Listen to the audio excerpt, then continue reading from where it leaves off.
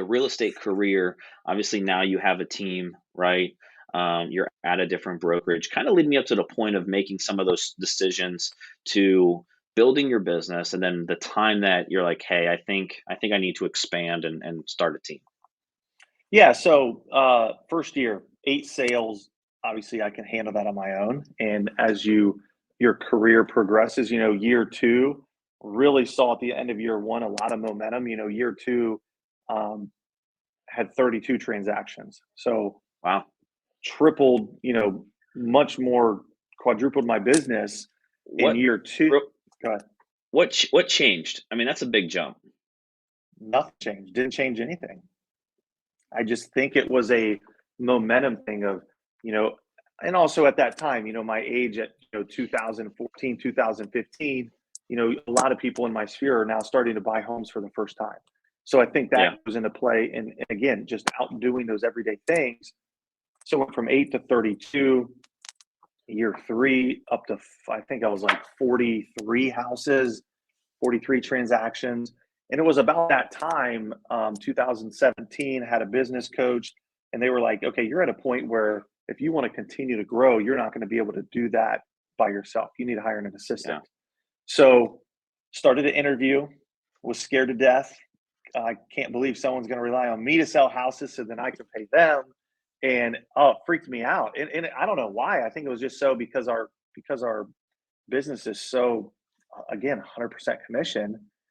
And even though I was busy, you're like, man, what happens if I have 2 slow months and I can't pay them? And it's like you think about all Yeah. the bad things that happen. So interviewed a few people, didn't find anybody that I liked or wanted to align with. And because I was so busy, I just put it on the back burner. So then it was like another year went by, and it was like now you're up to 50 transactions, and the coach is like, you're not going to grow. Like I'm like, all right, let's start some interviews again. So then in 2018, ended up, finding a perfect fit. Amy Clark is my assistant, team transaction coordinator now. Now she's a licensed agent. But at that time, it was brought her on. Then I'm like worried about everything has to be done the way I like it. You know what I mean? So like I'm over her shoulder, making sure everything's like all the T's are crossed, the I's are dotted. And now she understands, everything that I want. So the tremendous, took a ton off my plate, took all that Yeah. back end work. Like Tom Ferry says, every transaction has 11 hours of back end work per transaction. So take all that off my plate. I'm able to focus on my business. And then it was 2019. I'm thinking, hey, I want to start a team now. I want to bring agents on. What does that look like? Then I started to kind of exploring other brokerages, ended up, making a fit with Cutler Real Estate. Perfect sense for me and my business. Came over here and then started growing, adding some agents, cycled some off, added some more. So now we're up to 7 total people, including myself and my team. And yeah, I mean, it's awesome. I love being a leader. I love helping other agents have success and showing them how to, hey, this is how you should run your business. And it feels like that entrepreneur, you're not just selling houses for yourself Yeah. and running your business. You're helping other people have success. You're having those conversations of growth and stuff. So it's awesome. Yeah. I want to go back because I think this is where a lot of agents struggled, and you did a little bit because you put it on the back burner for a Yeah. year. But well, two things from that. What helped you get over that hump from a mindset standpoint, right? Because there's a lot of agents out there that are doing 35, 40, 45, 50 transactions. And depending on how your business is set up, if you're buy side heavy, like the majority of agents are in the beginning of their career, Yeah. what helped you get over the hump of saying, hey, I may not be 100% comfortable, but I know this is the move, because that paralyzes a lot of agents.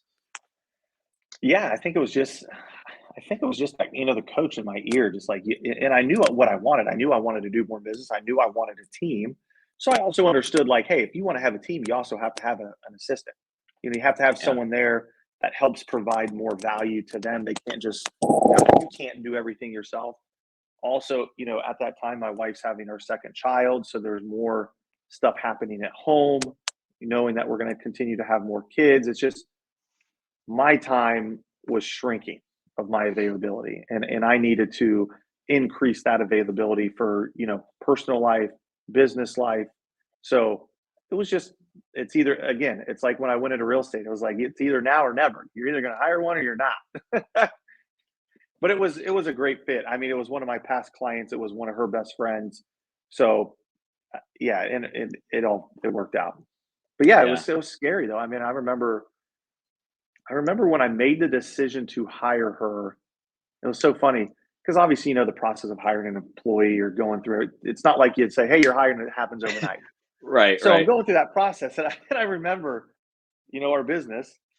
I made the decision, and then like that next month before she actually started, it was like I had like one transaction. I'm like, "Oh my gosh!" And then like her first month that she started, I had like one of my biggest months in my career. So I was like, "Oh, thank you." Yeah. The whole point is creating that leverage to allow you either more time or allow you to the ability to go out and get more business. For sure. And I think it's just giving that up a little bit, that will give you that freedom, that space that you need to go out and do what you're good at, which is most agents is I need to meet more people. I need to get face to face with more people. I need to prospect. So the second thing I wanted to touch base on that piece of it is you mentioned a couple times you had a coach. What was it, just you going out and seeking the information, or did someone tell you, "Hey, Andrew, for you to kind of grow a business, you need someone there to guide you through this process"? So I knew that that was something I should always do. Okay, a coach is a great thing. Thankfully, where I was at Coldwell Banker, they were providing a coach for their top agents, and I was on the trajectory going up in my business, and thankfully, they provided a coach and was a huge help in my career as far as, hey, let's put things in alignment. Let's figure, the way you should be doing things if this is how you want to grow your business. Because every agent, has a different mindset of how they want to grow a team. Yeah, Okay. So we understood that. And then, it was just, hey, here's the parameters. Like if you want to get to here, you have to hire an assistant. If you want to have a team of agents, you have to have this. So I always knew that that's what I needed to do to get to my next step in my career. And thankfully that I did. I would say, that was a huge help for me. So yeah. I always say the majority of people get into this business because they either want to make more money, they want more freedom, or they want more flexibility within their mhm, within their day or within their schedule. And you can have all three, but it's hard to have all three when it's just you.